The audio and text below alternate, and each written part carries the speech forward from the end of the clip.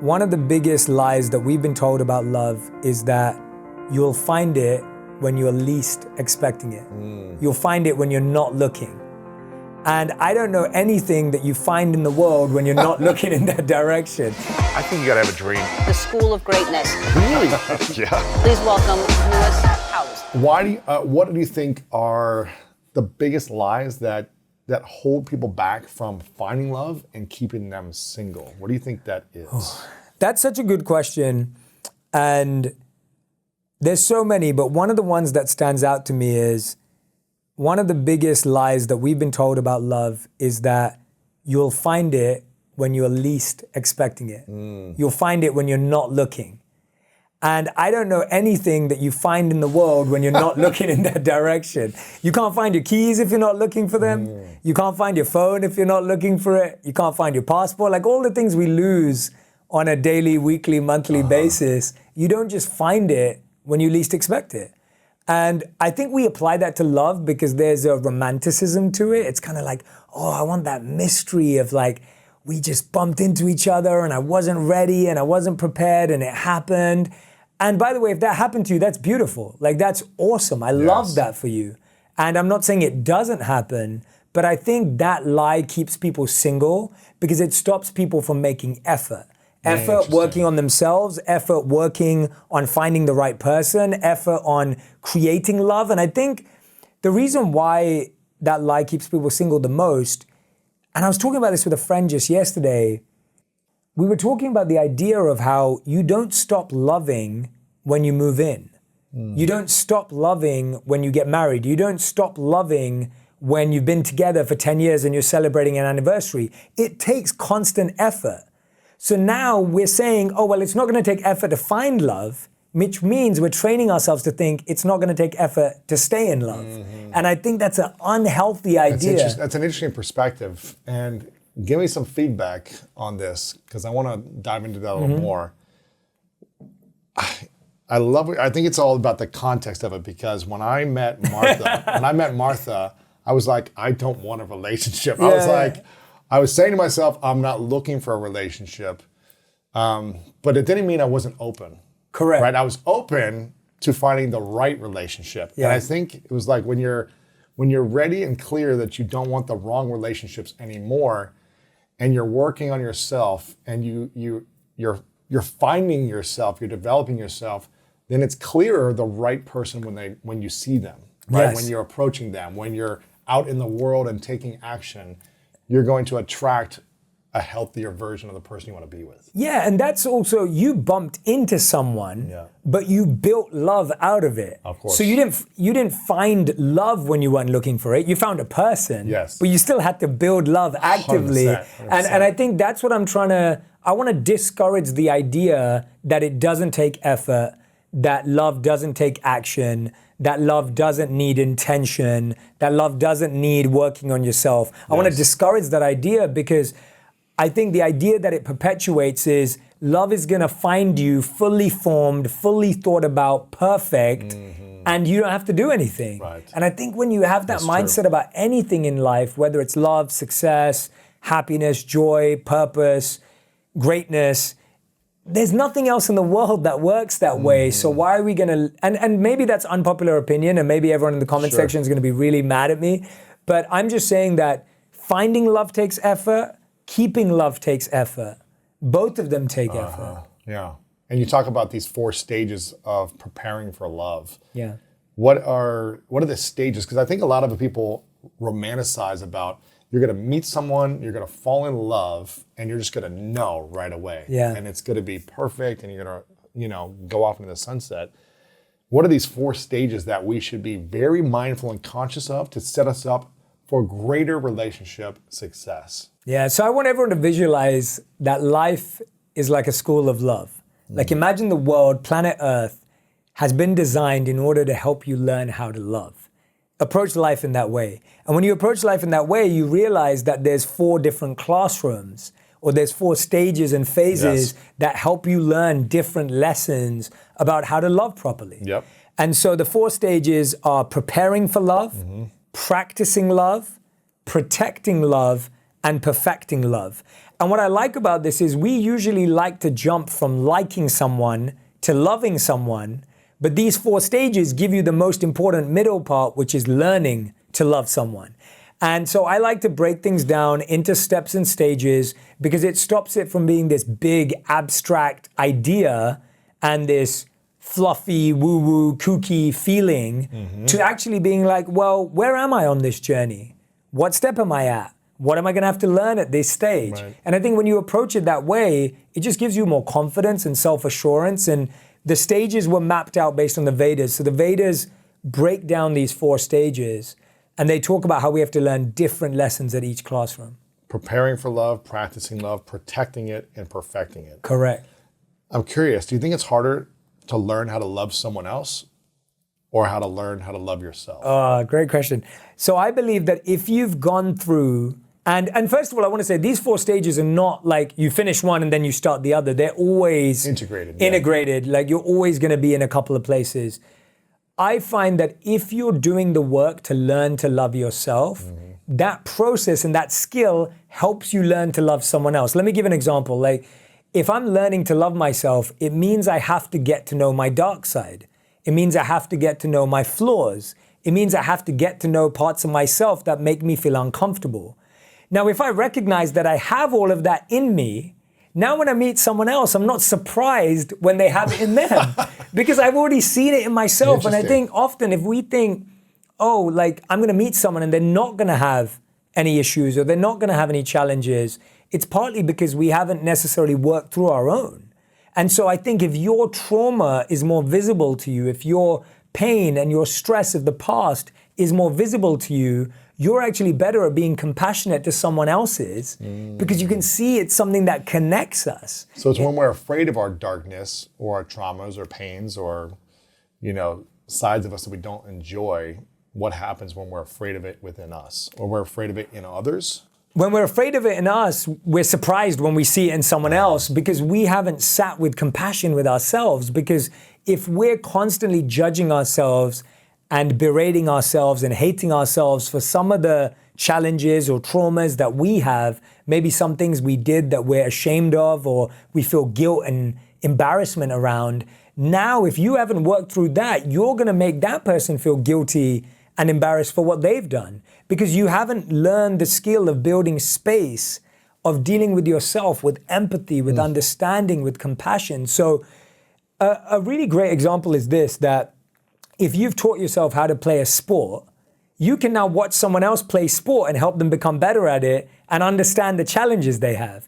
Whereas if you've never taught yourself how to play that sport, you'd just be looking at someone else going like, why are you holding the racket like that? Or why don't you know that? It's kind of like the guys that saw us. Right, pickleball. Yeah, so for anyone who doesn't know, me and Lewis were, just to give a very relatable example, like me and Lewis were playing pickleball last year quite regularly until I had an injury. And whenever we'd play pickleball like tennis. So we'd be even doing the scores like tennis or ping pong. And we'd be like, just literally smacking the ball here and there. And then this father and son came up to us. Like semi-pro pickleball players. Yeah. And they said, we overheard how you were counting and you were wrong. Like, that's not how it works. And they taught us how, but they were so compassionate. They were so understanding. They were so I was really impressed. They were so slow with us. They weren't frustrated by us. Yeah. I think we often get frustrated by other people's flaws because we haven't looked at our own.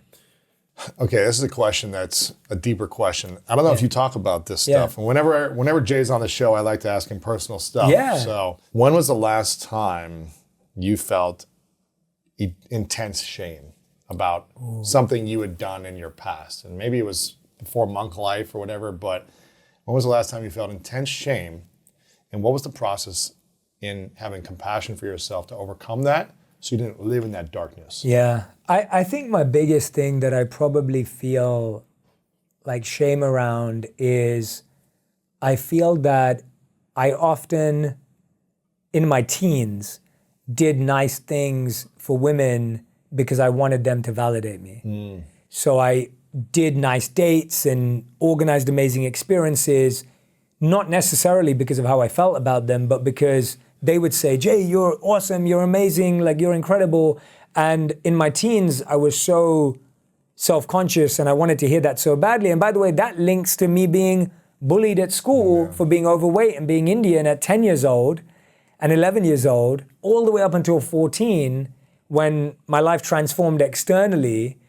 And so I could see that I was carrying that trauma, because when I was 10 or 11 years old, I was bullied so hard all the way up until 14 for how I looked and my weight and the color of my skin, that I was almost trying to feel better about it. But the only way to make myself feel better about it was, well, women rejected me when I was younger. Now if women validate me, then that will make it all better. And I feel shame around that, because I think that I feel bad when you mislead someone, or when you show a feeling towards someone, but the feeling is not real or true or accurate. I would never do that now. I wouldn't even do that in friendship or at work or in any way. And so I look back on that and I have intense shame around it, because I think, why was I so insecure that my insecurity made other people feel insecure, right? When you show someone love and then you take it back, you leave them much worse. And okay, we were in our teens and I can justify it, but I still feel guilt and shame around that. So how does someone like yourself and others learn to realize the season of life and the things that you did you're not proud of, but also not live in shame to where it affects you today and hurts you internally? Yeah, well, I think one of the first things is recognizing that you didn't ever get taught. Like, no one ever gave me this lesson. Like, no one sat me down in my teens and said, look, because you were insecure when you were younger, now this is what's gonna happen and you have got to avoid this. Like, we never went to a class about that. We never got coaching on that. I never had therapy when I was 14 years old to understand that. So I think you have to give yourself grace and space to say, I didn't know better, right? I think accepting, I didn't know any better. When I know better, I can do better. And that's a great way to give yourself grace, because you're not just giving yourself an excuse. You're saying, when I learn, when I grow, when I know better, I'll live up to that standard. But when I didn't know, and I wasn't even aware that that's how trauma and insecurity worked, how could I possibly have controlled that? I was a good person. I was a nice person. I didn't hurt anyone. And that's the second side. I go, it wasn't intentional, and I was able to apologize to those individuals either during that time or afterwards. I was able to express my feeling of feeling sorry and feeling bad about what I'd done, and I think that's an important part. And sometimes you can't say sorry to the person and look them in the face, because they may not even want it, you may not have a relationship anymore. And in those circumstances, I really feel like offering a apology internally, energetically, a spiritual apology is so powerful, because it also makes you go through that and process that. And then at the same time, I think, there's that famous quote that we hear all the time and share all the time, and it's, the best apology is changed behavior. And I love that, because to me, that's the only way that you forgive yourself. The only way you forgive yourself is if you actually change your behavior. And if you don't see yourself change your behavior, you can't forgive yourself. You constantly make yourself feel shameful and guilty, because you haven't really done the work. Right. So you'll keep living in that shame or guilt. Yeah. And probably masking it or doing things to try to feel good, even though you're in shame about it. Well, it's almost like, if guilt's on one side, the bridge is forgiveness, and on the other side is growth. Yeah. Self-forgiveness. And so you've got these 2 points of guilt and growth, and self-forgiveness is in the middle, but self-forgiveness requires change of behavior. Right. And that gets you from guilt to growth. What's on the other side of growth? More growth. Yeah, more growth. What's available once you've gone from guilt to self-forgiveness to growth? What is available in your life on the other side? So when you do the work on yourself, when you meet other people, they don't walk away with insecurities. You're now not causing other people pain because of your pain. You're now not causing other people to feel insecure because of your insecurities. And I find that when we're not doing the work, when we're not growing, everyone around us feels like they may be the problem, that they have an issue, that there's something wrong with them. I think when you're in a place of growth, people can see themselves for who they are, and they can see you for who you are. I feel this way around you as a friend. Like, because you're doing so much self-work all the time, and that's why we said what's followed by growth is growth. But when you're doing self-work all the time, now when I'm with you, I reflect more on myself. I reflect on growth I need to do.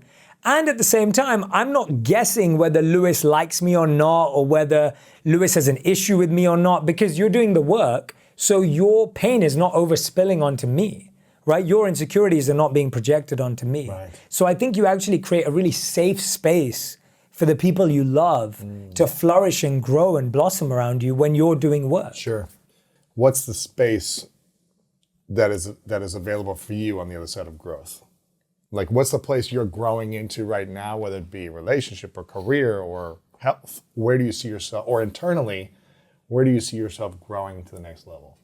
I think that when I started this journey in my life of trying to make wisdom go viral and to share ideas and help people train their mind for peace and purpose every day, there was a certain speed and pace that allowed me to figure out what I needed to do every 12 months. And now I feel like I'm moving away from thinking about the next 12 months to thinking about the next 12 years and thinking about the next 20 years and thinking about the next 30 years.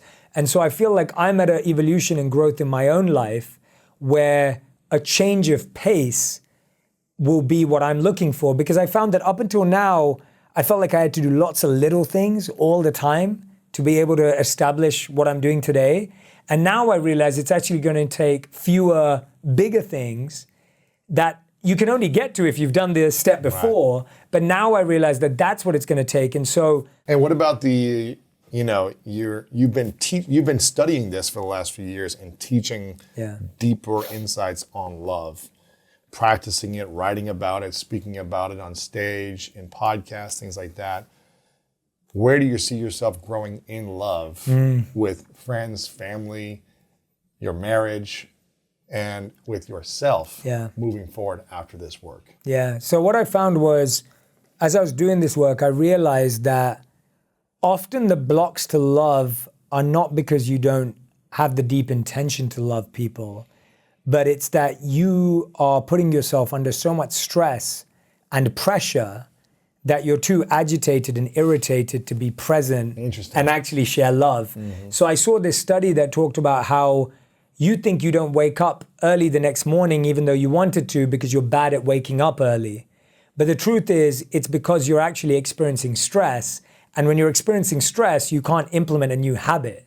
And so reducing stress allows you to be the person you want to be. If you think about when you say something you don't want to say, it's because you're irritated. Reactive. When you do something you don't want to do, it's because you're stressed. When you react to someone in a way that you don't think is yourself, it's because you're agitated. So we act in unloving ways because we are putting ourselves under stress, irritation, agitation, or pressure.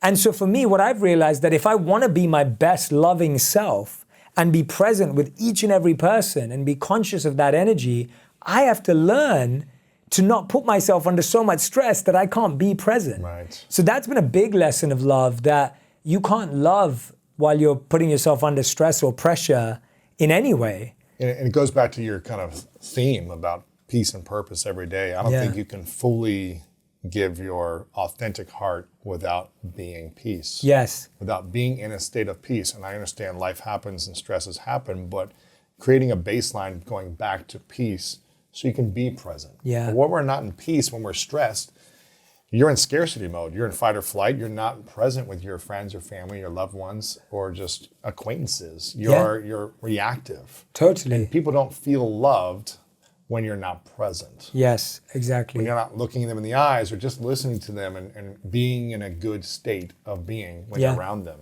Yeah. The other one that came to mind when you said that as you're speaking is Russell Barkley said that the people who need the most love ask for it in the most unloving ways. Wow. And so true. The commitment I've made to myself is I no longer want to ask for love in unloving ways. I no longer want to be snappy to feel loved. I no longer want to be demanding to experience love. I no longer want to make someone else feel a passive aggressive comment to feel love. I want to communicate about the type of love I need in an open and honest way, rather than trying to hope that someone else is going to figure it out because I'm sending subliminal messages, or I'm being distant, or I'm avoiding them. And so that was something deeply that I learned, was that we just constantly keep asking, even the people that love us the most, we keep requesting and demanding love in the most unloving ways. Yes. And if we can free ourselves of that, you can actually make a relationship really special and beautiful. And so we have to let go of that. Yeah. I'm curious, I've been asking a lot of different people on this show over the last year a specific question. I don't know if I've asked you this one yet, but people who've come on who have done great things and done it over a short period of time, or gotten notoriety, or gotten, well known, or different things, or had a big exit when they didn't have money. Essentially 5 years ago, you weren't on the map. You didn't have a big audience, you didn't have a lot of money, you didn't have the New York Times bestsellers, you didn't have all these things. I'm curious, before all that started, on a scale of 1 to 10, the peace and self-love scale, let's call it, 10 being you had total peace and love for yourself and love for the people around you, and you were present all the time. 1 being you hated yourself. Where were you before we met? And then where are you today after success? Yeah, that's a great question.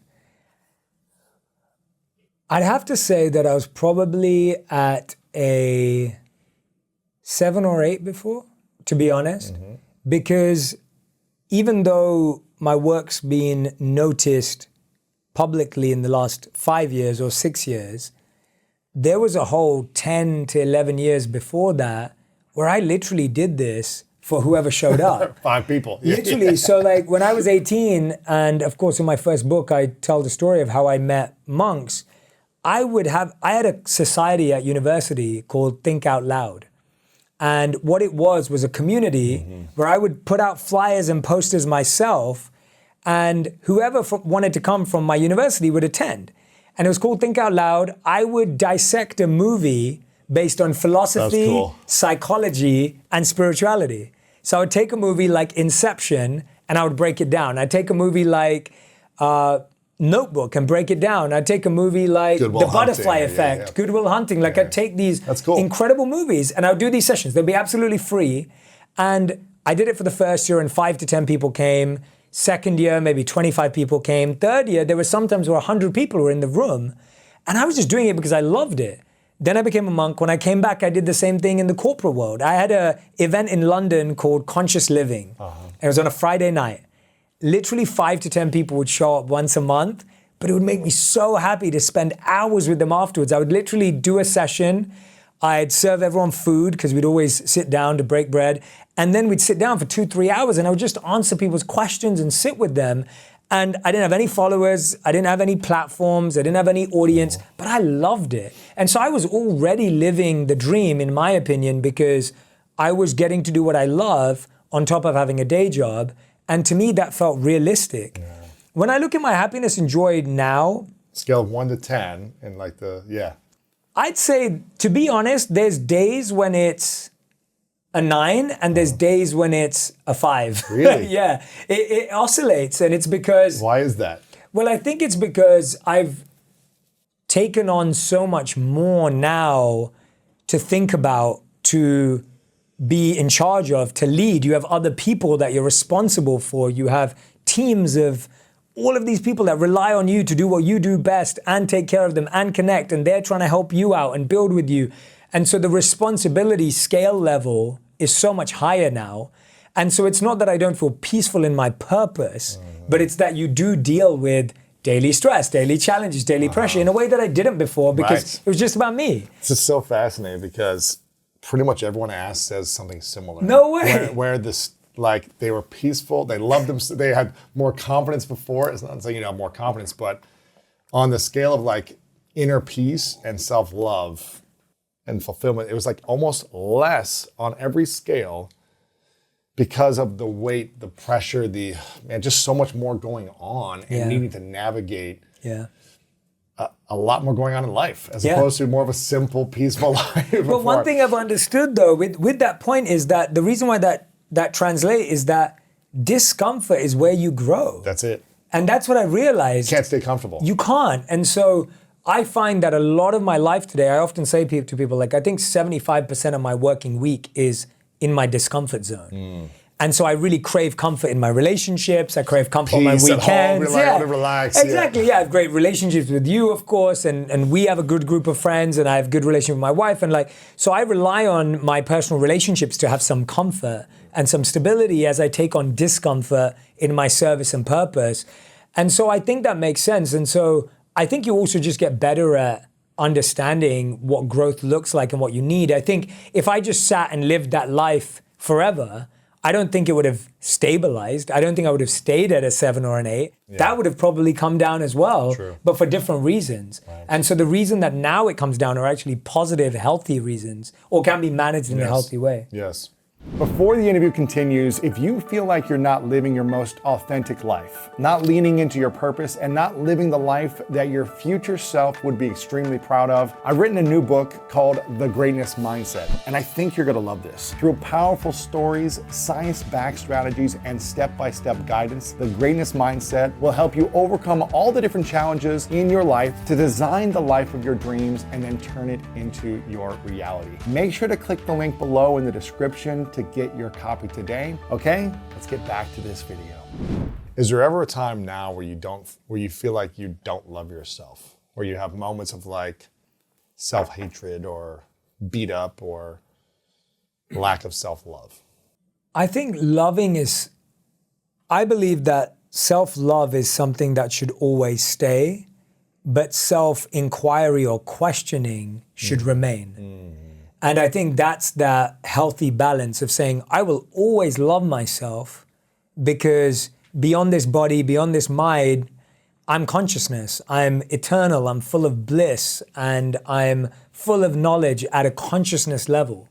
And that is worthy of love. And so I'm always gonna love that. I'm gonna love what I've been calling my first self. I've got so many selves today. I play so many roles and personalities, but my first self is eternally lovable. And I have to accept that, because if I don't, what ends up happening is that I think I'm unlovable at the core, and then you start acting out in very unhealthy ways, right?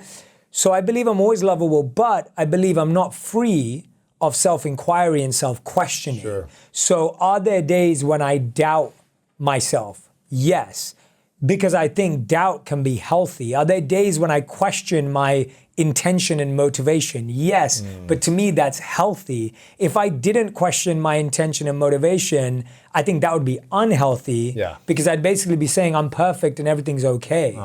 And so I'm saying all of us, this is not just about me, everyone is lovable at the core. But then we have to question. So I question my intention, I question where my attention is, I question the actions I take, I question my decisions, I question whether I truly love or whether I'm just being thoughtful, like what is the difference? I think I am intrigued and constantly curious about, am I living my philosophy accurately? And also, is my philosophy even accurate? Right? Both of those questions. And I think that's uncomfortable. It's very uncomfortable to live there because our identity is made up of these pillars. And I actually feel like recently I've kind of shaken myself sometimes because I'm ready to question my deepest core beliefs. Really? Yeah. Which one have you questioned or been close to questioning the most? So I think I have, and I talked about this on the first time I was on your show, and it's still the number one purpose, I think, in the world, which is to serve others. I consider service to be the highest truth. But my question is always, am I really serving most effectively? Am I really serving genuinely, sincerely? And I think I have to do that excavation, because then only can you truly love.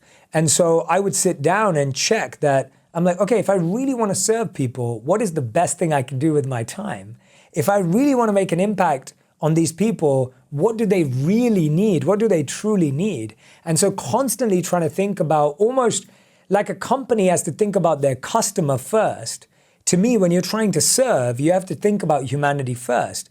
And that's a challenge because you've also got limited skills, limited resources, limited abilities. And so then you're trying to find that balance. Yes. So I think I really question how I want to serve, who I want to serve, and what service really means. And I hope I continue doing that for the rest of my life, because I think if I don't, I could end up in a very different direction that I won't be happy with. Yeah. I wanted to go back to something you said about believing you're lovable. Why do you think a lot of people in the world get to a point where they don't believe they're lovable? And what happens to them if they enter a relationship and at the core they don't believe they're lovable? Yeah. What happens to that relationship? The reason we don't believe that we're lovable is because we think if people don't love us, then we're not lovable. So we base the feeling of being loved by someone else as more important than being loved by ourselves. Interesting.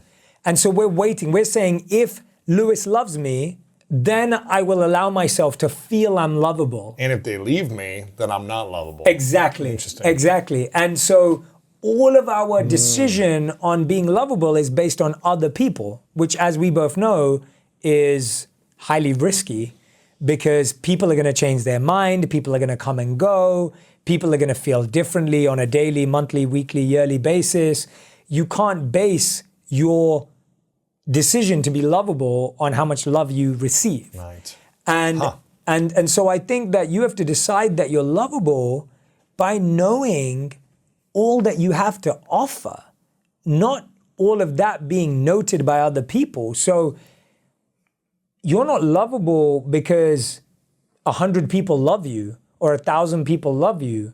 You're lovable because you know what you bring to the table. You're lovable because you know what you're willing to offer and share with someone. You're like literally going to share a part of your life with someone. Right. That's what makes you lovable. So you're lovable because of your abilities, your qualities, your skills, your generosity, your kindness, your empathy, your compassion. And I think we don't think of those things as assets in relationships. If you think about how people date, most people's dating profile will say, I'm looking for someone who's kind, good sense of humor, driven, and ambitious, right? Like, or something like that. Or someone else may say, yeah, I'm looking for someone who likes to go traveling, who likes long walks, who likes being at the beach or whatever, something like that.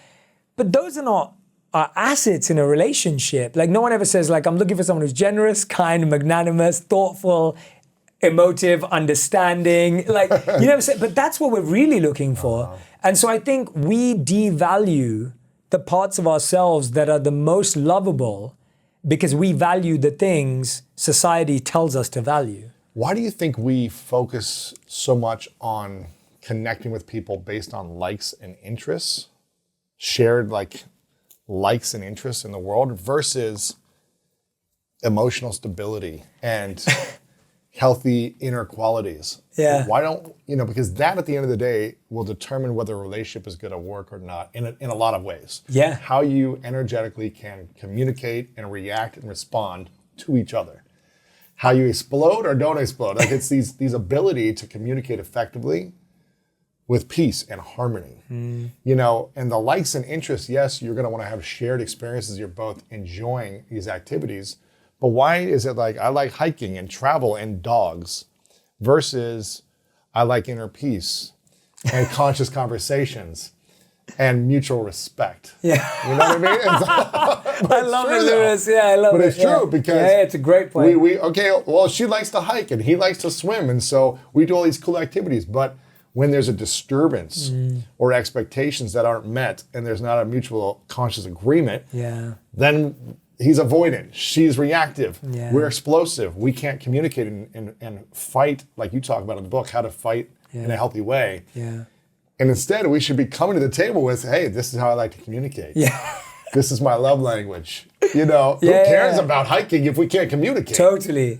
I'm so glad you doubled down on that point that's coming up, but I think that takes so much maturity to realize. Like, it takes so many years. When we're 16, we're not doing that. Yeah, exactly. Like, hey, or even even in your 20s, right? Like, you just don't think like that. You just think, that's for you don't even ever consider it. I think you just think if we like the same stuff, it means we'll be able to do things together.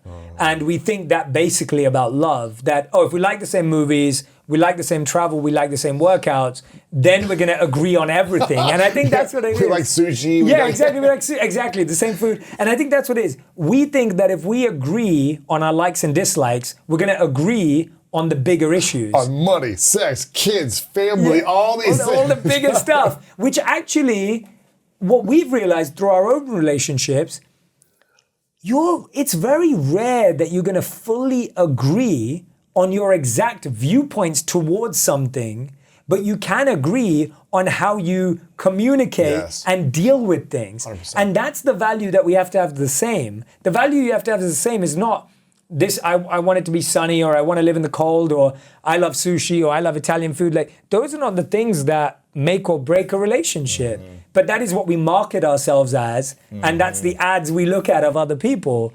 And so we're marketing saying, I like these 7 things. We're looking at everyone's ads saying, I like these 7 things.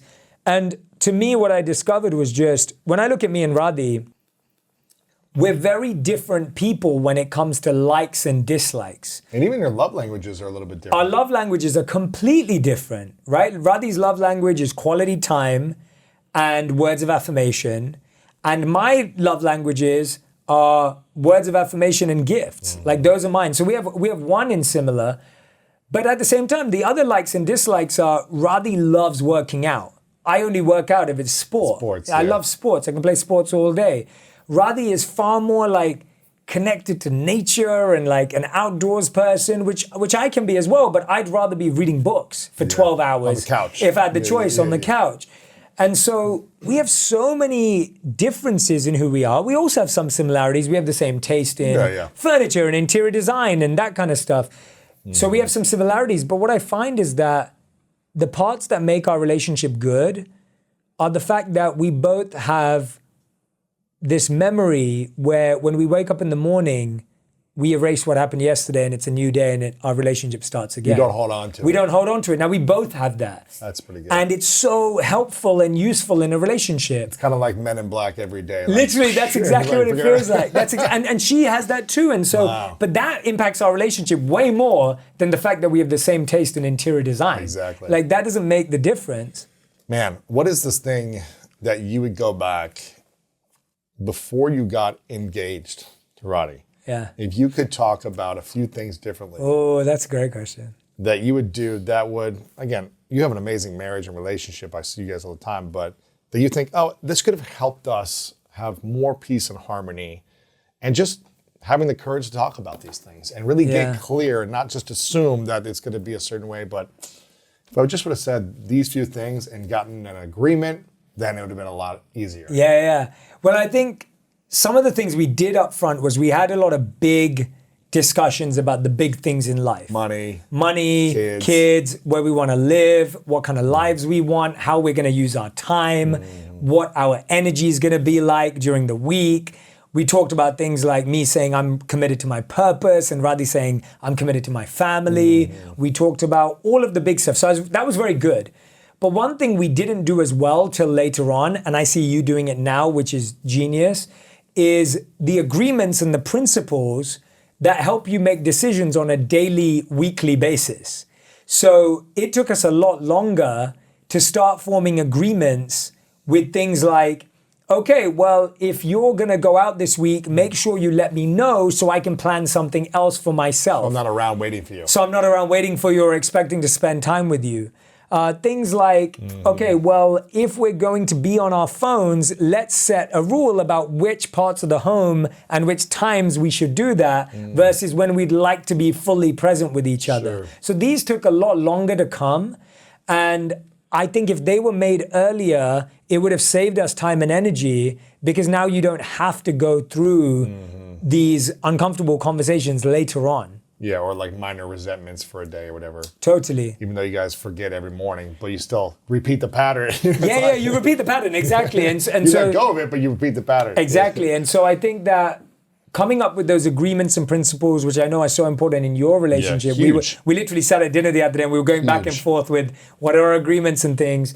And I think that being done earlier, I don't think we talk about the big stuff or the small stuff in relationships. We just talk about our feelings. Yes. So we say, I like you, you like me, great, we're doing well. rather than saying, well, these are the big things. Do we align? And let's talk about the small things. I want to talk about you talk about on page 166 of the book, about every couple fights. Yes. Or should. Yeah. And whatever you or your partner fight about, you're probably not alone. According to couple counselors, there are top 3 areas of conflict are money, sex, and how you raise children. I want to talk about this for a second. Before I talk about that, we talked about agreements, which I think are key when it comes to intimate love and also friendship and working environments, things like that. Agreements create alignment, it creates clarity, it creates peace, is what we all want, peace. And I think agreements create that. There's obviously a famous book called The 4 Agreements, but I'm curious if you had to create a book called The 4 Agreements of Love. What are 4 agreements that we should all have in an intimate, loving partner? Oh, I said, okay, so I'm going to go practical. This is off the cuff. I like it. I'm going to go practical and philosophical. And obviously I have the 8 rules, which some of them could be agreements. Yeah. But if you're like, we're going to create agreements going into marriage. The first one I'd say is we sleep at the same time.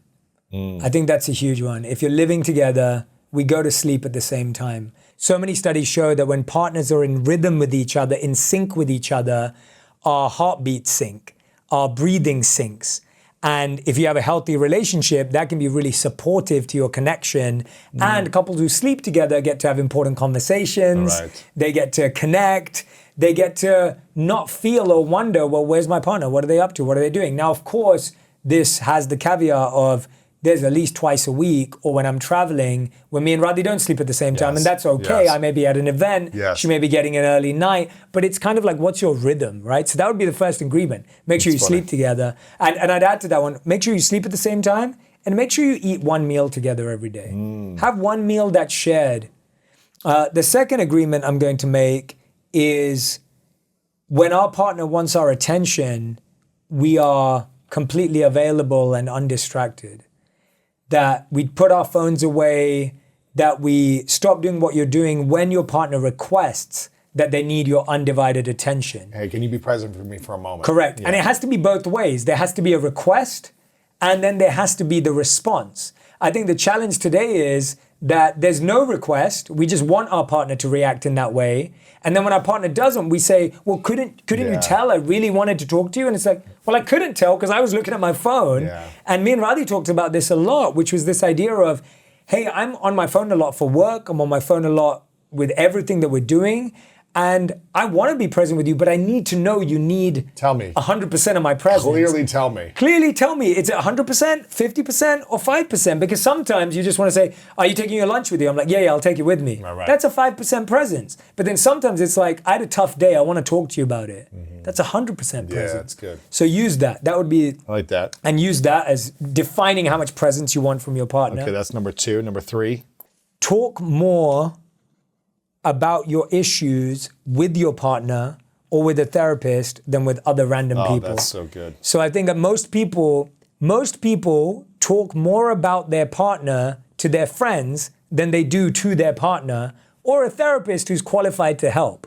And so most of our conversations revolve around talking to the 7 friends who love us, who They're care all about back us. you up and say, yeah, she was wrong, and yeah, he was an idiot. Literally. Leave him. Literally, yeah, exactly. And you're not actually talking to the person that you have a relationship with.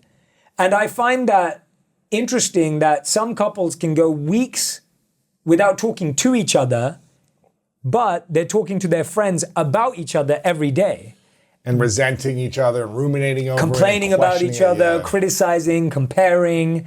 All of that takes over. Well, so-and-so's husband does it this way, and he did this for his. Exactly, yeah. Did you see what they did for their anniversary? Did you see how he proposed? Did you see how, and you're hearing that, and then that doesn't help you because you don't talk to your partner. I like that one. So that's number 3. Number 4. I like these. The 4 agreements of love. I'm going to have to write the book now. Now I'm going to have to write another book. Another one, the follow-up. The 4th one. So let me recap the first 3. We sleep at the same time, and do your best to have a meal a day together. Yeah. When your partner wants our full attention, be present and make sure it's communicated on both sides. Yeah, and the main part there, the practical thing is the percentage. Do you want 100% of your partner's attention or 5%? Right. Say it. Third one, talk more about your issues with your actual partner over your friends or people that are unqualified. Yeah. Your partner or your therapist. Yeah. And the fourth agreement of love. Expect people to change and for you to evolve. And so keep getting to know them again and again and again. Don't live in this world that my partner's never going to change. We're going to stay the same. Everything's going to be the same. I think this addiction to the same stops us from the most beautiful thing in love, which can be change. And if you expect that your partner is going to grow, you keep getting to know them. I think one of the biggest mistakes we make is we think we know our partners, and so we stop asking them questions. We think we understand them fully, so we're no longer curious. We assume that we can read their mind, and so we never check. And that's when you end up in a surprise when 10 years from now you both go, I didn't marry you, I didn't want to be with you, you're a totally different person. And the person's thinking, yeah, of course I'm a different person, but we never got to know each other again. So get to know each other again and again and again and again and again. Don't leave it to think, oh yeah, I know exactly everything about them. Like I remember I was coaching someone once, and I was coaching them as a couple, and one of the partners would always say to me, they'd say, well, you don't really understand her. Like you don't really know her. I know her. I know what she's like. Now that was true. They did know their partner better than me because they'd spent more years together. But the challenge that they were making at that point is they thought their partner was stuck to being that person, and their partner was feeling like they don't feel understood anymore. So you've got one person saying, Jay, you don't understand them as the coach. I understand them deeply. I'm like, I know you do. But their partner's problem with them is, I don't feel understood anymore. Right, but they're telling me something different. Exactly, exactly. And so I feel like getting to know your partner every week, every month, like almost look at your partner through the lens of, if I don't see them in new scenarios, I won't learn new things about them. What's a question you could ask your partner every month? It could be the same question that would support you in getting to know them in a new way every time you do it. Yeah, so I have 4 questions, one for every day, one for every week, one for every quarter, and one for every year that you can ask your partner. Every day? So the question every day is, what did you do for yourself today? Your partner probably spends a lot of their time thinking about you, thinking about the kids, thinking about work. If you remind them to love themselves, that's potentially the best reminder you could give them. What did you do for yourself today? The question that you want to ask every week is, what did you learn this week? What was something that you gained? What was something that you picked up this week that you're going to take into next week? Every quarter, ask your partner, is this is the most uncomfortable one. Is this relationship going in the direction we want? Ooh. If it is, what should we keep doing? If it isn't, what are we willing to do to get it there? That to me is the most powerful, most important question in a relationship. Yeah, say it one time. Is this relationship going in the direction we want? So this is that making sure you stay on course. You think about people who only set New Year's resolutions. You went off course in month 1, but you only sat back with your New Year's resolution 11 months later. You don't have to wait for 11 months to do that, but that's what we do because you only set New Year's resolutions. So don't do that with your partner. And the 4th question every year is, what's your goal? What are you pursuing this year? And how can I help? Right? And that how can I help is something that also goes with that weekly question of, what did you learn this week and how can I help? I think our partners rarely hear us say, how can I help? We're usually asking them for help. When you go up to your partner, you say, I'm really struggling with this. Can you help me? You really go up to them and say, I see you're struggling with this. Can I help you? And I found that to be one of the most beautiful questions that I ask Radhi, where I often check in with her and say, look, I can see you're struggling with this. So I know this has been on your mind. How can I help you with that? And most often her answer is, nothing, I'm fine. But the fact that you checked in with me just made me feel better. Feel supported. It's not even like they're going to turn around and be like, here's a laundry list of things I want you to do for me. It doesn't even work that way. It's just she'll say, thank you for noticing that. Most of the time, it's not that our partners feel misunderstood, it's that they feel unnoticed and unseen and unheard. Right. Misunderstood means you tried to understand, but you made a mistake. It's so good you're saying that, because I feel like I've started to learn this better over the last few years, so I haven't always been this way, but with Martha, whenever we have a conversation about, anything that might be trying to get it to a resolution about something, an agreement or whatever, when we're done, I like to say, I don't do it all the time, but I like to say, do you feel heard and seen? And most of the time she's like, yes, thank you for hearing me and for seeing me. And I think, again, like you said, most of us want to feel heard and seen. And even if you just say it like that, do you feel like I was able to hear you clearly and see you for what you're going through? It gives people peace and ease and safety in that moment and in the relationship. Especially, again, if people, this is not Martha, but if people are working to feel lovable themselves, or sometimes they don't feel lovable, they may need to feel heard and seen more to actually feel loved. Yes. You know what I mean? So that's interesting. I wanted to go back to I love those 4 questions. And I think you could add at any one of those, what did you learn this week? And is there anything I can support you with next week? Yeah. What did you learn, do for yourself today? And is there anything I can help you with tomorrow? Exactly. You can add that probably to anything and vice versa. I wanted to go into one of the 4 agreements of love that you came up with, which I think are great. We sleep at the same time, plus eat a meal together. One of the agreements, I think me and Martha do that actually a lot. We sleep around the same time. And we created an agreement early on because I was like, I actually don't want to talk in bed for that long. I remember that came up at the dinner I table. was Yeah. Actually, I just want to go into like what we're grateful for. So we share what we're grateful for. And when I put my head on the pillow, I want to get ready to sleep. We can maybe dream a little bit together, but let's do that before we get into bed. Yeah. And there shouldn't be anything heavy talk for me, because my brain is already shutting down. I'm already starting to relax. And if I have to wind it back up and be focused and present under potentially uncomfortable conversations, it just doesn't work for me. So that would be the caveat for my personal relationship that I would add to an agreement.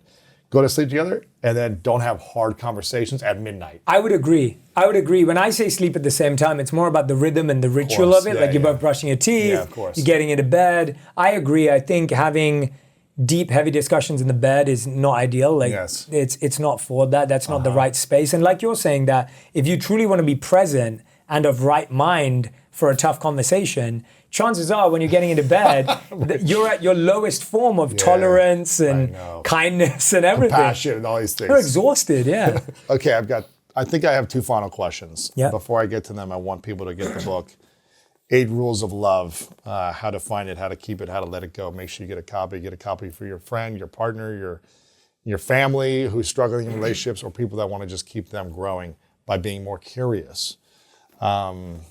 We'll have it all linked up in the show notes on YouTube, on audio. So again, make sure you guys get this. Follow Jay's podcast and subscribe there. We do a lot of fun stuff together over there, so make sure to check that out as well. Your first book as well is amazing, so make sure you guys get Think Like a Monk. His book is sold, I think, 2 million copies now? Yeah, 2.5 now. 2.5 million years, copies. Make sure to get that, again, On Purpose. One of the top podcasts in the world. And if you want a great speaker at your event, make sure to hire Jay. He's one of the best speakers out there. So again, get the book, subscribe, do all those things. 2 final questions. I've asked you questions about your 3 truths before, so I'm not going to ask that. I've asked you about your definition of greatness. And people can go back and listen to those episodes if they want to. This is a question, because you have a prompt in here about writing a love letter to yourself.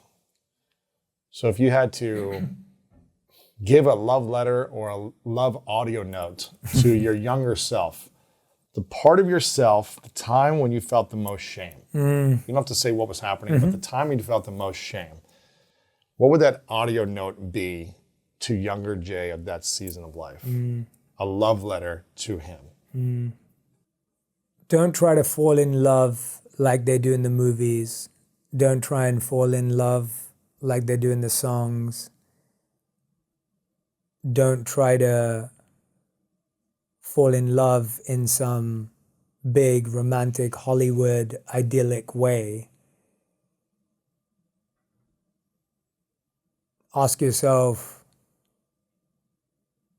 do you know who you are? Do you know who they are? Every time you ask yourself, do they like me? Ask yourself, do I really like them? Every time you ask yourself, do they think I'm attractive?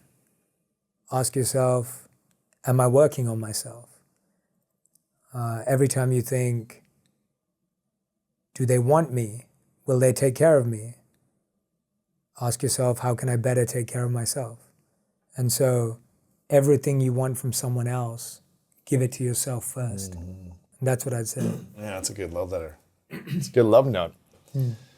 Okay, final question.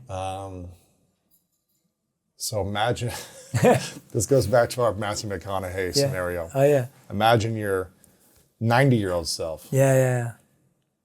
giving a love letter or love note to your current self. What would your 90-year-old self say to current Jay to support you for the next season of love after 10 years of being in a relationship and I think 7 years of marriage? What would you say for the next 10, 20, 30 years?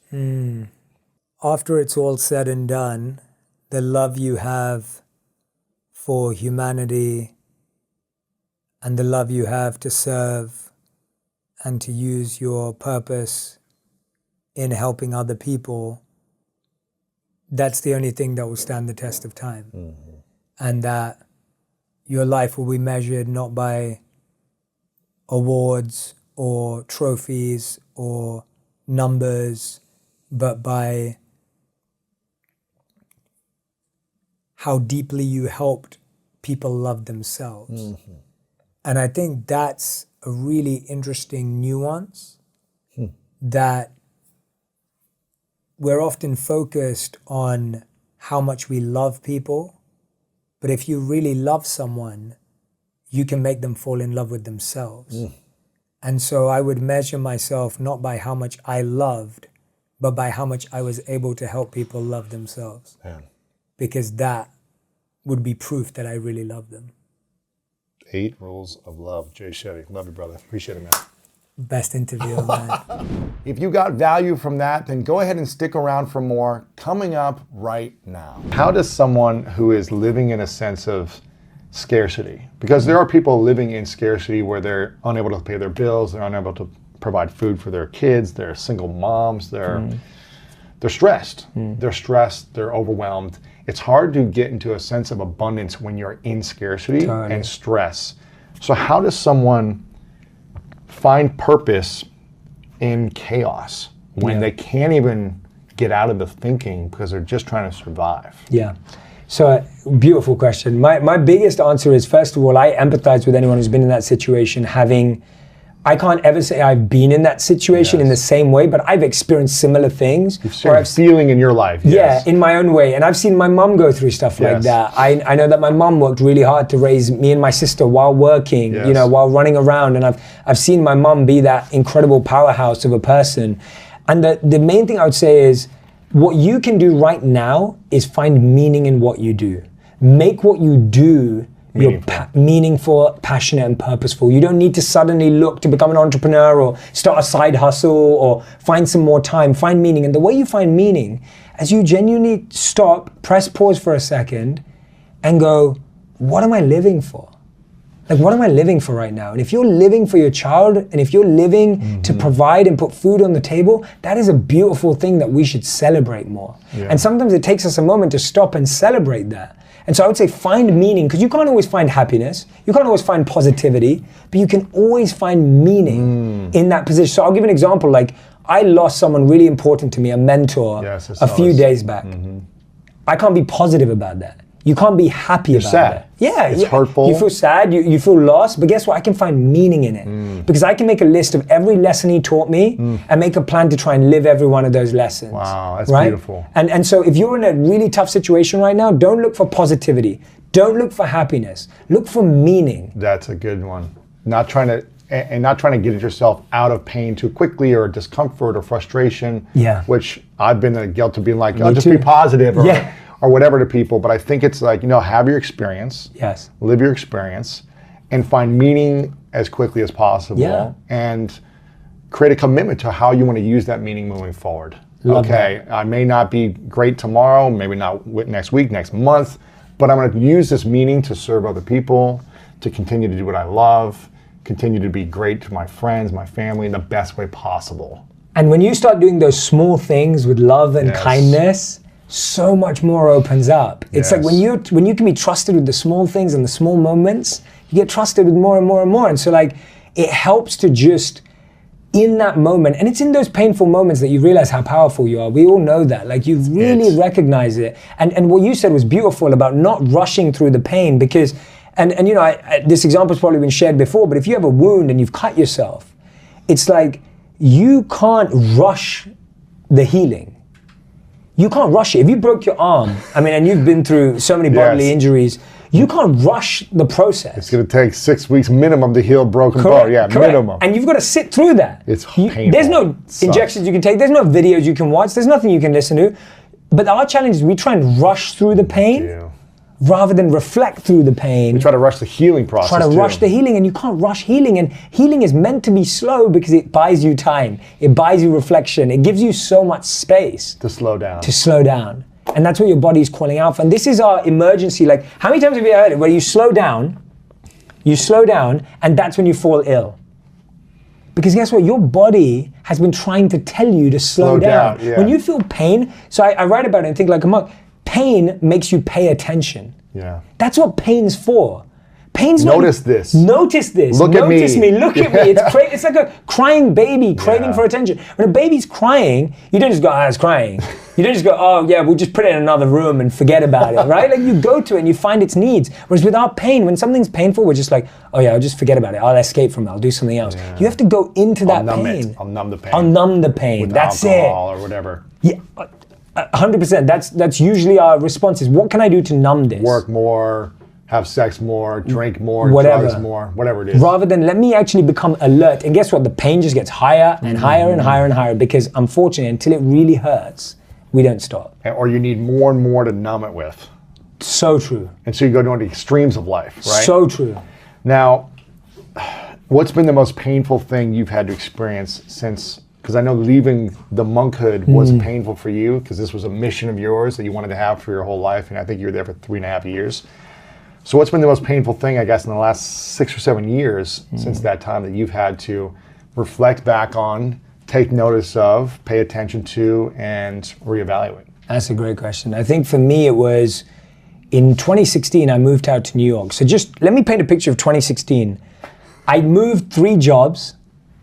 I got married. Wow. I moved country, and I just started a whole new life. Like my life just transformed. So we went through all of that with my wife in 1 year. And by the way, all of that was surprises. The job change was surprises. Yeah. The country change was a surprise. The marriage was not a surprise. We planned that. Right. But apart from everything else, everything was a surprise. Now I said I like surprises, so I can roll with it.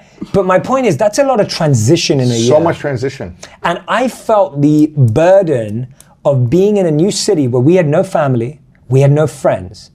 And my wife, who loves being around her family, and no one understands just how close she is to them, I felt this burden on me that I had taken away her time with her family, and now she was alone. So I was going out to work, and she'd be crying at home. And I was thinking, she's got no friends, she's got no support. And I know you can relate to this with moving and relationships and so much going on.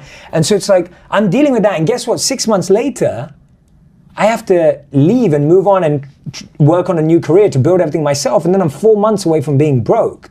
And so on top of all of this, I've now got 4 months away from being broke.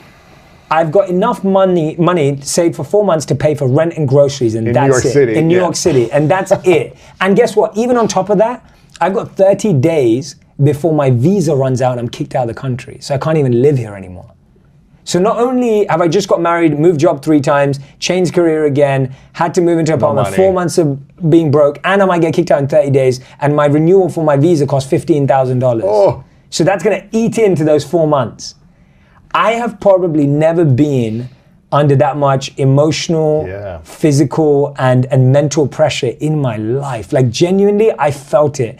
And I felt my body change. My breath was more stressed. I would be breathing faster, shorter breaths, not deep breaths, heart beating faster, not working out. You get into lazy habits, you start craving junk food. Sugar to have energy. I'm living in a 500 square foot apartment with my wife, which is tiny, like everything's in that space. And guess what? We both work from home. So I'm now sitting at a desk, hunched over, trying to figure stuff out.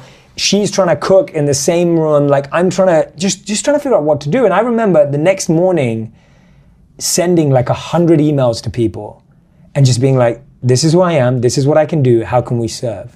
And that was the same year that I ended up meeting you later in that year.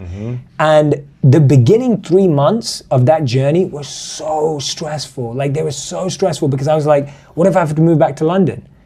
What am I gonna say to her parents? I mean, I just took their daughter away. Like, got married. I've lived in New York City for 6 months and my life's falling apart. Like, you know, so much. And I've got all these views, but there's nothing happening. And we met. But you also, I mean, at this time, you're also growing so much. How are you able to create and reach this impact with your videos as that's growing while you're under so much stress and uncertainty? And I stopped a bit at that time. Like things slowed down hard. Like things slowed down. I remember that. I wasn't creating as much as I was because I don't enjoy creating from stress or pressure. And I don't think you can really create something from stress and pressure. So we really slowed down at that time.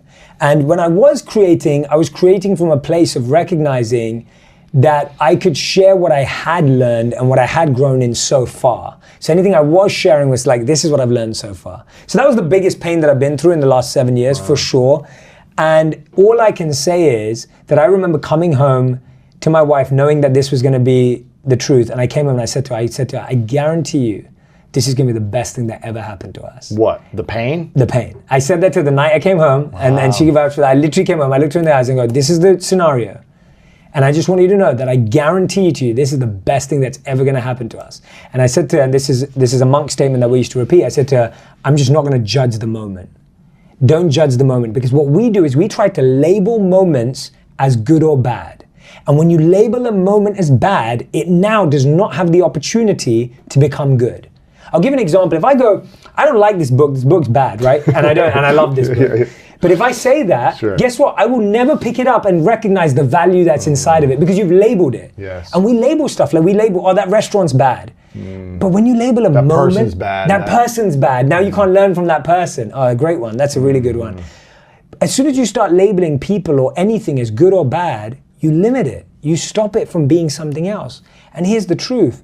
Every moment can evolve into being anything if you give it the opportunity to. Right. But as soon as you say it's got no value anymore, you lose it.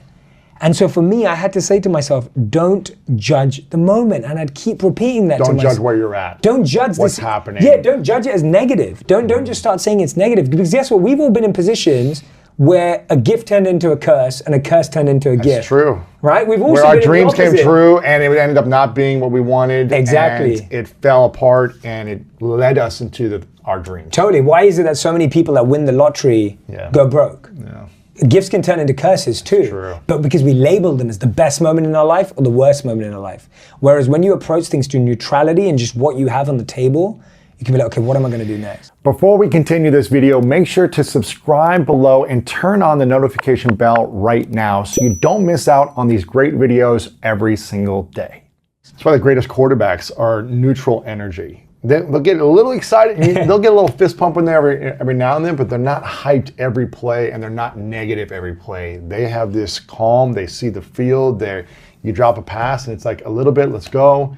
But it's very neutral. Even when you score a touchdown, unless it's maybe the Super Bowl or a big championship at the end of a game, in the middle of the game, you want to keep it pretty like even keel paced so you can prepare for the best or the worst. That's great, yeah. But if you're always up and down, it's like your energy levels will go up and down and you'll be exhausted. Totally. You need to have energy in life. Totally. And if everything is tied around a story of this is bad, this is wrong, I'm in a bad place, I'm messing up, I'm going broke, that energy is going to pull you away from service. Exactly. Or creation, or creativity of how do I get out of this place.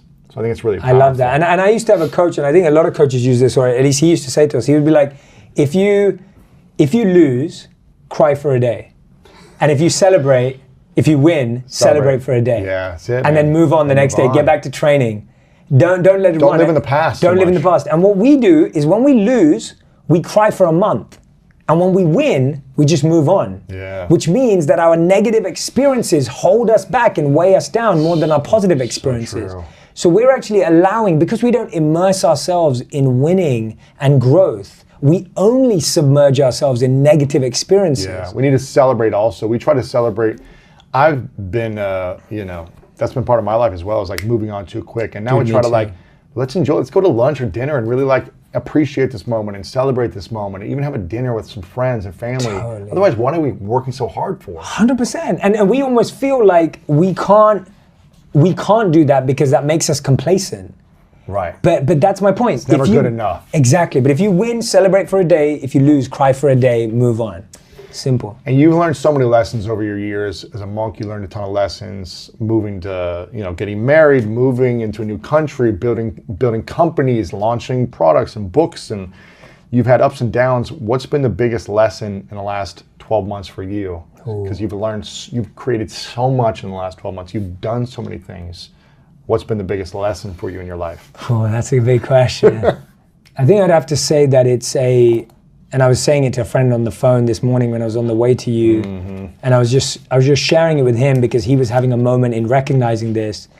There's a wonderful verse in the Manusmriti, which I talk about in Think Like a Monk. It's a monk book. And in the verse it says, when you protect your purpose protects you.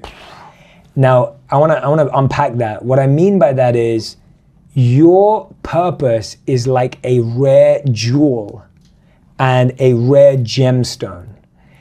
And imagine you were walking around with the most expensive diamond or jewel in the world. How would you protect it? You want to just wave it out, yeah. Yeah, you wouldn't just wear it on your chest. Like this. Like a baby. Holding it. Yeah. Putting a pillow around it, a blanket, you'd protect it. You'd protect it. And so your purpose is like that. And guess what? Wow. People are going to tell you every day that jewel is not worth anything. They're going to tell you that jewel is actually valueless. It doesn't have any impact on your life. They're going to try and take away that value. They're going to tell you that there's another jewel out there that you need to have more value. And what ends up happening is I love the word, look at the wording, protect your purpose. You have to protect it. So what happens is your success grows, you get more opportunities, more ideas, more things coming your way, temptations, but they can all take you away from your purpose. Yeah. Distractions. And to me, I'm repeating this for myself because I'm like, I just want to stick to what I was born to do.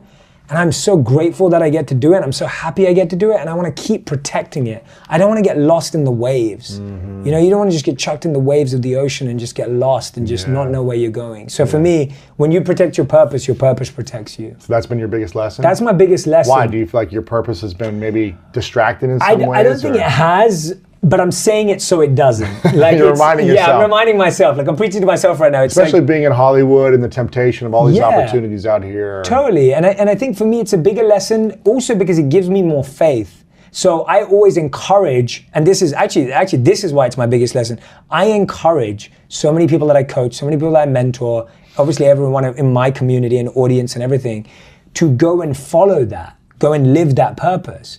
And I see time and time again that when I see people trying to live their purpose, they are protected, that things work. When you're playing in your dharma and your purpose, things work, things move, you feel momentum. They happen. And I'm not saying they happen without effort, but they happen, they move. Whereas when you're not, you just constantly feel like you're grinding up against, a wall. I know. Challenges. Just constant. So what is your purpose and when did you discover it? Good question.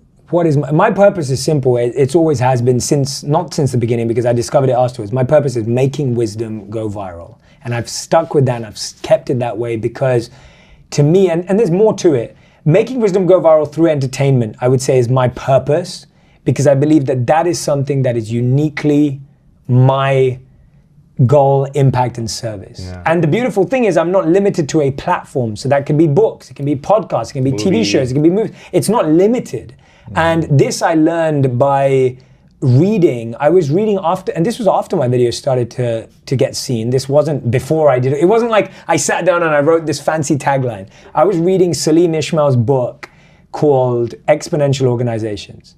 And in this book, he talks about something called an MTP, a massive transformational purpose. And he says that every major person, organization in the world has an MTP. So an MTP has to be aspirational, it has to be massive, and it has to be service and purpose-based. So Google's is organizing the world's information. Notice it doesn't say we're an SEO company. Right. Notice it doesn't say we do Google ads. Right. They're organizing the world's information. Yeah. That's how big they're dreaming. And when you're organizing the world's information, you can do driverless cars, you can do Google Glass, Right. you can sell Google ads, whatever it is. And so TED's is ideas worth spreading.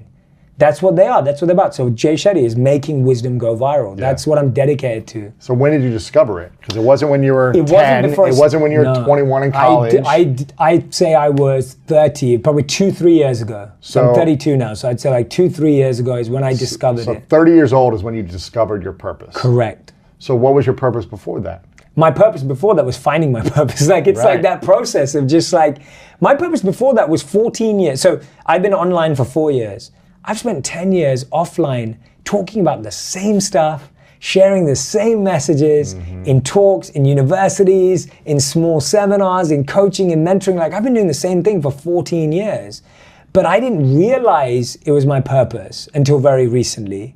But I just did what I enjoyed and naturally try to get better at it. So if we don't know what our purpose is and we're working towards finding our purpose, it's okay. That's actually where you're gonna spend most of your life.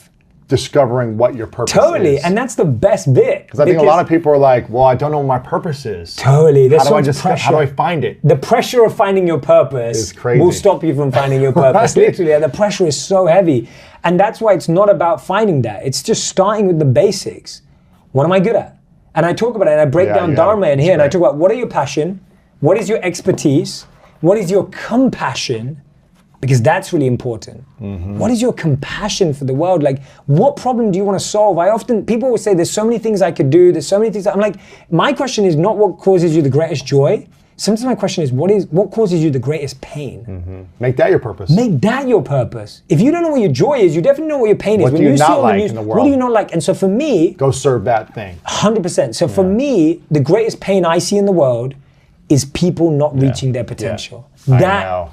that causes me painful. more pain because I believe that there is someone out there who is stacking shelves who has the cure to cancer. Right. There is someone out there Or is a talented singer. is a or- talented singer. There is someone out there who's not living to their potential, and I think we're better people, we're better partners, and we're better parents when we live to our potential. So that's what I'm trying to solve. And I'm not saying that's the biggest thing, Sure. I'm just saying it's my thing. Whenever I work with people, I'm always telling them to find your purpose, focus on what you're most passionate about or what you have the most pain around. There you go. It's the same thing. There you So it's go. like, do the thing you love the most Totally. and keep doing it until you either discover that's it or maybe I don't love that anymore. Like I played so many sports growing up. I used to love baseball. I used to love soccer. And then I got bored with it. I got burnt out by it. It wasn't a love of mine anymore. It wasn't a passion. And then I switched to football. And it was like, oh, this is a passion. And I'm actually more gifted physically for this sport than I would be for soccer. I was too big for soccer. I couldn't run 7 miles a day right now on the field. But I think you need to try lots of things and you might think it's a passion, but you might get burnt out and discover, I don't love it anymore. What else is there? And keep trying new things. Like you said, 8 new things a month. Yeah. Till you discover. Till you discover and it it. might take you 30, 40, 50, right? It doesn't, and that doesn't matter. Yeah. Like it doesn't matter. Like the fun is in the growth and the journey and Yeah. like for me, the last 10 years before this happened, and my life changes, like those were fun. I was happy. Right. I wasn't unhappy because of that. Because I didn't You have didn't know the exact purpose of your correct. life. Yeah, exactly. And now I'm very clear on it. And I'm happy for it to evolve too. Like I don't think it has to stay the same. I may sit with you in 2 years' time and tell you something completely different. Right. And I'm okay with that. But I can only work with what I have now. And I think we start trying to postpone our purpose or find a date by which you have to, you put a deadline on your purpose, it doesn't make any sense. Yeah, I'd say one of the first questions that always comes to my mind is how can I be of service today? How can I be and this is extended from that first question, how can I be an instrument of love, compassion, and kindness? And that's what I count as service in my own definition. And so what I would say to anyone listening is define the words yourself. because what service means to me may be different to you. Right. And so it's important. But for me, it's like, how can I be of service today? And the reason why I love that is, we've talked about this before, when you're wired for service, you're set up, right? We talked about in the last podcast, like service sets you up to feel satisfaction, to build bonds and create connections, and does so much. So being of service is one of the first questions I would ask. The second question I would ask myself is, what do I love about myself? Right? What do I actually love about myself? That is probably the most powerful question anyone could ask, because most people never learn to love themselves. Totally. And we always find the things that we don't love about ourselves, and we fixate on those things. And that's one of the repeating thoughts in our head that keeps us playing small every day. All the time. And we talk a lot about today self-love and self-care. But I think, a lot of that starts with self-awareness, which we know about, self-knowledge. But self-knowledge creates self-trust. And a lot of it's like learning to trust ourselves. And it's like, if I don't know what I love about myself, how am I ever going to trust myself? How am I going to trust that I have my best interest at heart? Yeah. And so asking yourself, what do you love? And then the third and final question I think I would ask myself is who do I want to be? Right? Who is the person that I need to be that I can love, that I want to love, that I want to give more love to? Like, what parts of growth are there still available? And there's one thing I want to add, which isn't a question, but it has been a really reaffirming or deepening affirmation for me that I keep reminding myself, and I think it's helped a lot of people that I've shared it with, is literally some days I'll just put my hand on my heart and I'll just repeat to myself, I'm exactly where I need to be. You talk a lot about practicing meditation and also prayer. And you say something that was interesting that you said about using silence to hear in between the lines. So can you share what that means, to hear in between the lines through prayer, meditation, mindfulness, and kind of what this all means? How can we understand this? There's a lot of noise about it, but what does it really mean? Yeah, let's talk about the term and let's talk about that specific answer. So when I hear the word mindfulness, to me, what it really means is intentionality. What I mean by that is, are you crafting, designing, and intentionally creating your life? Or are you just coasting in the passenger seat of your life, which is just dragging you and driving you wherever it's taking you? And so it's the difference between being the driver or being in the passenger seat. And so to me, living intentionally is what allows you to live a life of by design. And so I'll give you an example of what mindfulness can look like. There's something in the book that I talk about called the 3 S's, which are sights, scents, and sounds. Now, if you think about that, we're exposed to sights, scents, and sounds every single day. Yeah. Every single day. But how many of us have crafted those to be sights, scents, and sounds that we want in our life? So this is what I realized. When we were monks, one of the most important things was, what was the first thing you saw, the sight, when you woke up? And right now, most people are probably seeing their screen. Yeah, I think 80% of people look at their screens first thing in the morning and the last thing at the night. So you're seeing your screen first thing in the morning. But what are you really seeing? You're seeing everyone else's priorities. You're seeing everyone else's issues and challenges. You're seeing everyone else's messages to you, which means you're already starting your day off reactively. But what if you started your morning looking at a painting that inspired you, or a picture of a loved one that brought joy in your heart, or your favorite quote by Lewis or by anyone else that when you read that in the morning, you were like, oh yeah, I feel in charge today to make a difference in the world. So imagine the first thing you saw in the morning was something inspiring. How much would your day change? That's mindfulness. Mindfulness is being intentional and mindful about what you are exposing yourself to. Let's talk about sounds next. So sounds was something that I started to study actually much later from a modern life perspective. But when we were monks, we would wake up to birds, we would wake up to water, we'd wake up to gongs or cymbals. Chants, exactly, which are all beautiful sounds. Now, the crazy thing is all of us wake up to something called an alarm. Now, right, just like... Literally, I don't know why anyone would want to wake up Alarmed. to an alarm. Why would you want to wake up alarmed? It means now your system is alarming. Like, why would you want to do that? Why would you want to wake up in shock, in a state of like a jolt? I don't think that's a positive way to wake up. So changing the sound that you wake up to. Now, I'm not saying that everyone can wake up to nature sounds. Maybe you're one of those people who just hit the snooze button again. But what if you woke up to a sound or a song that brought you joy? Now, when I lived in New York for 2 years, between 2016 and 2018, I started to feel quite exhausted by the end of the day. And I was really looking into like, why is it that I feel tired? And I started to realize I came across this term called cognitive load. And what it means is that a lot of the sounds that you hear in New York City are sounds that are insignificant for your mind to process. Drilling, construction work, taxis honking, driving, cars screeching, scratching. People yelling at each other in the People streets. yelling at each other on the streets. Like, all of that sound is called cognitive load, where your brain is now trying to make sense of meaningless sound. Or it's also just like, should I be afraid? This is a loud sound. Is my brain going to fight or flight? Like, I need to protect myself. So you're always being alarmed. Yeah, exactly. And you hear sirens. The amount of sirens that I remember hearing on the streets. Now, when you hear sirens, sirens have an emotional trigger and they have an emotional response to them.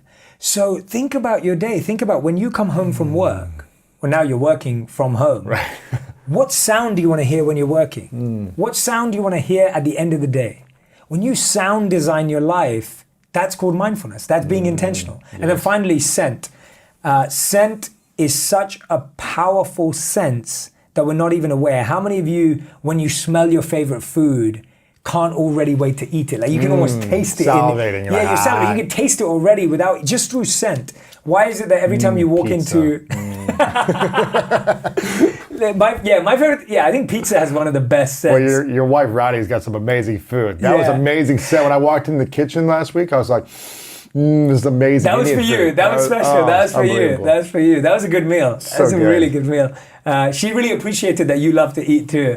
Like she was happy. Her heart was full. Exactly. Bring a former jock into your house and you'll clear all the food out. She was like, I've never seen someone eat that much. And I was like, he's this like big American dude. I was like, Lewis is like, he can eat. And so, no, it was great. She was so happy that you appreciated it so much. She really appreciated that. But the scent is important in your life. When you walk into a massage spa, it's the scent, the eucalyptus, the lavender, the sandalwood. It puts you in a peaceful state. Dude, scent puts you in zen without trying. And so mindfulness is intentionally creating a life that makes you feel what you want to feel without having to just create the feeling from inside. You may say, Jay, I really struggle trying to be positive. I struggle trying to deal with anxiety. I struggle trying to be focused. Your sight, sense, and sounds can help you do that. Yeah. And you start creating an environment where you naturally feel that. Like today when I walked into your studio, I saw your books, I saw all these motivational quotes, I saw a boxing glove, and it's like all of a sudden you're like, oh, I'm in a uplifting environment, right? So you already get triggered. Exactly. Yeah, I think a friend of mine mentioned one time on the podcast, Chris Lee, said you want to create an environment like a rainforest where things can thrive and grow as opposed to having an environment like a desert where things go to die. That's beautiful. And if you have sights, scents, and sounds that are like a desert for your life or your heart, then it's going to be hard to grow those things from your heart. But if you create an environment of a rainforest where things can grow, water, nature, cool air, things like that, then you can really start to cultivate that growth. Yeah. You mentioned about creating and designing your life. How much of the world do you think we receive by being here? And how much of the world do we create ourselves? Yeah, that's a beautiful question. It's a complete dynamic dance between what the Vedic tradition would call fate and free will. So fate is what is already created for you, and a good example would be the place you were born, the type of family you grew up in, the socioeconomic background you had. It was already there when you walked into the world. But within that, you had choices where your free will came about. You had the choice to either do what everyone in your neighborhood did or to do something different. You had the choice to have a relationship with a particular person or not. So what happens is that we're constantly creating new spaces from which we have another choice. Right. And so you kind of see it as this dynamic dance between, okay, now I'm in this situation, and now what is my choice in this situation? So I would say, I'm not saying it's equal, I'm saying it's a dynamic balance and a switching process where you're constantly creating a new level, and then now in that level you have a next choice. Because we didn't have the choice to be created here. We were here, and that wasn't our choice. Now everything after that is our choice, right? Yeah, and there are some traditions, and I'm a big diver into like reincarnation and past lives. So according to the beliefs of reincarnation or past lives, you have at some point made a choice to be here. But taking it more simplistically, the truth is that when you're brought into a situation, it's the best analogy that I've heard, and it's been told for years, is of a father is an alcoholic. One of the sons that he has decides to become an alcoholic because his father's an alcoholic. The other son decides to never drink alcohol because his father's an alcoholic. Right. So they were exposed to the same situation and same scenario.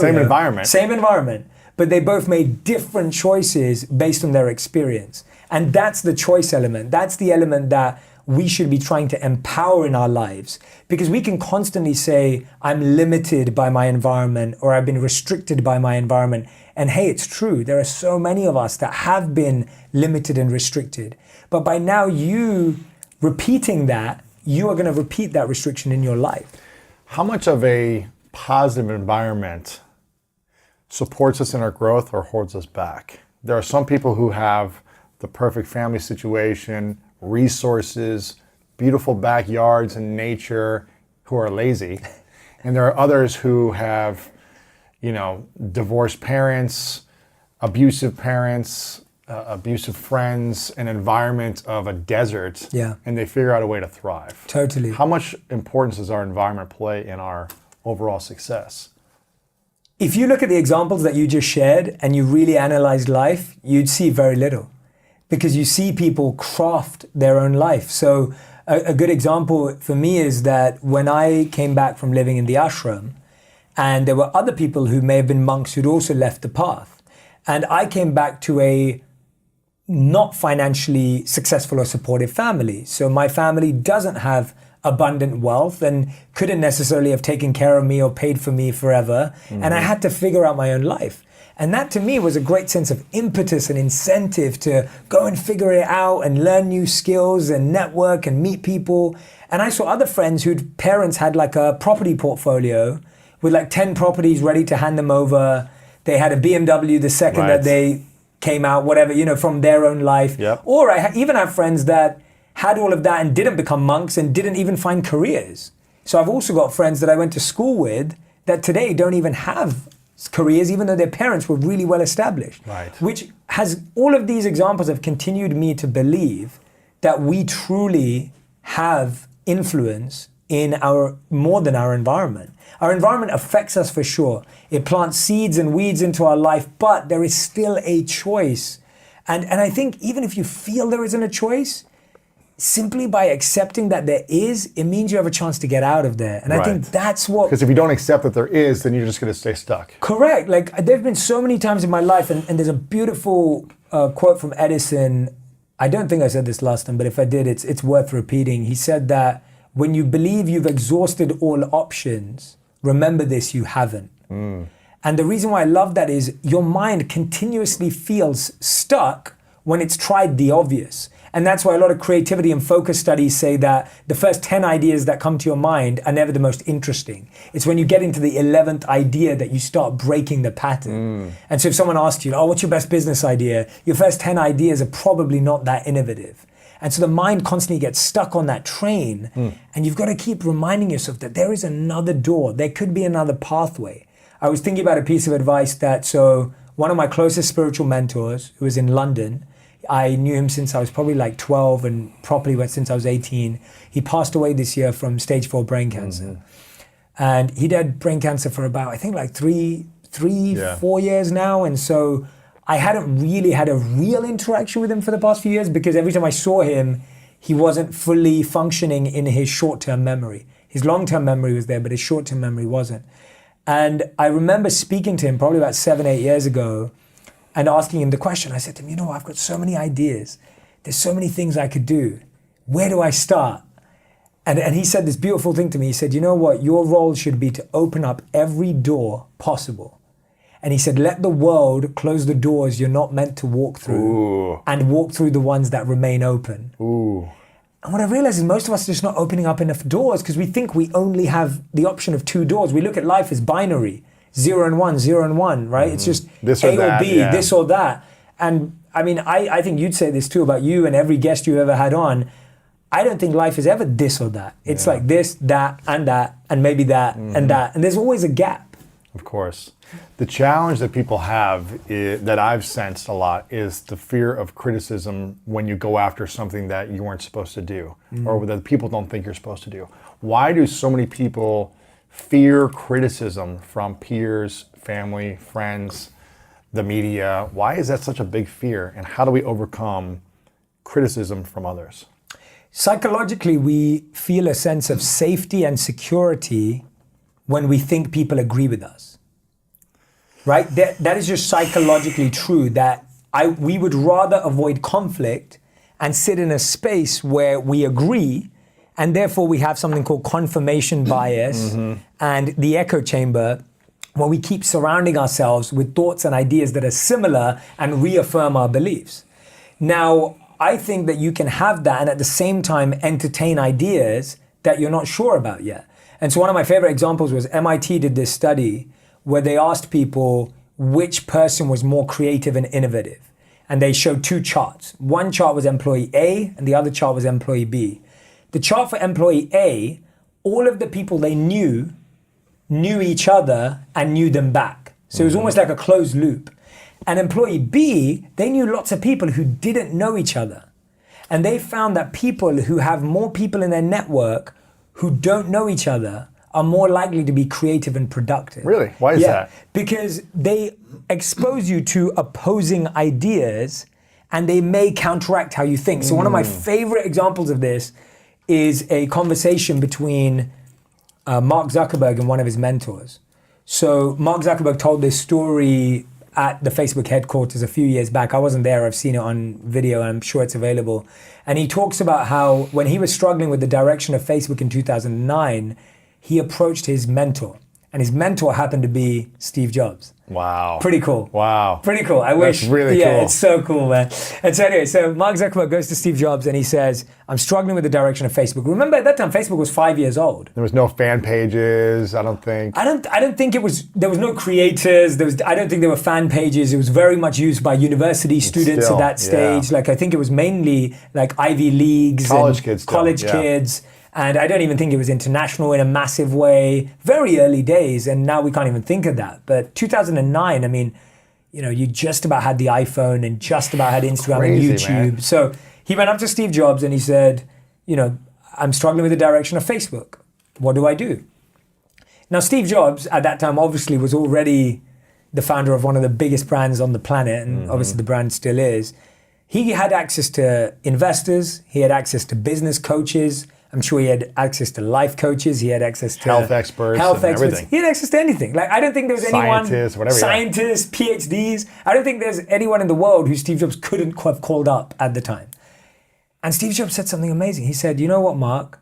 I think you should go and live in an ashram in India. He did not. He did. No It's way. a true story. He goes, and when you go to live in the ashram in India, that's where, if you spend some time there, that's where you'll find your answer. Shut up. And Mark did it. No Mark way. went to the ashram. It's a true story. For how long? I believe he was there for, I've seen two online. I've seen two versions of the exact time he was there. I've seen some people said it was a couple of days or a week, or some people said it's a month. So I think it's hazy how much time he actually spent there. But he went. And he says that based on that experience, that's where he found the direction of Facebook, to be connecting people.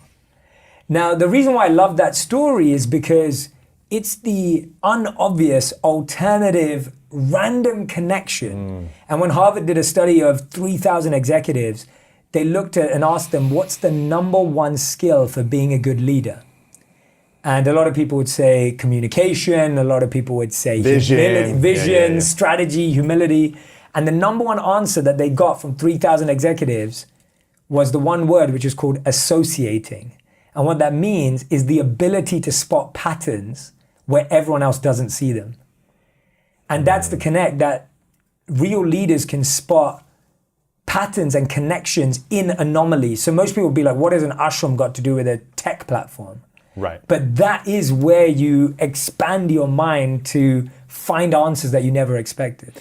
How important is creating alone time with noises, people, busy work to allow your mind to expand. Is that the only time in that silence? I think you mentioned it. Silence to hear in between the lines. Yeah. Is that where we start to hear what we're supposed to be creating, where we're supposed to be heading, our mission? I'm really glad you brought that back. I wanted to get back to that. So when we talk about, there's a beautiful statement by David Lynch, who's movie producer and a deep meditator. And he says that prayer is how you talk to God and meditation is how God talks to you. Ooh.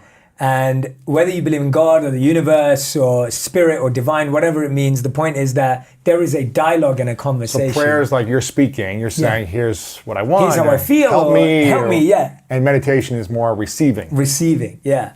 And so I love that statement because I think it makes it very clear that we have to have a dialogue with the universe. We have to have a dialogue with people in our lives. We have to have a dialogue, and there's both giving and receiving. So when I talk about hearing in between the lines, the best example I can give you, Lewis, is let's take a look at you and your relationship and mine and my wife's relationship. One of us is always traveling. Yeah. So you travel, your partner travels, I travel, my wife travels. Sometimes we're missing each other. Imagine you've got really busy and hectic. Do you think, and anyone listening or watching, you can ask the same question. If you were really busy and hectic and stressed out, do you think your partner feels comfortable to tell you how they feel and get your attention? If I'm busy, stressed out, overwhelmed, Yeah. will my partner tell me how I feel about themselves or about... Yeah, do you think they would feel confident to be like, Lewis, I need to tell you something really important?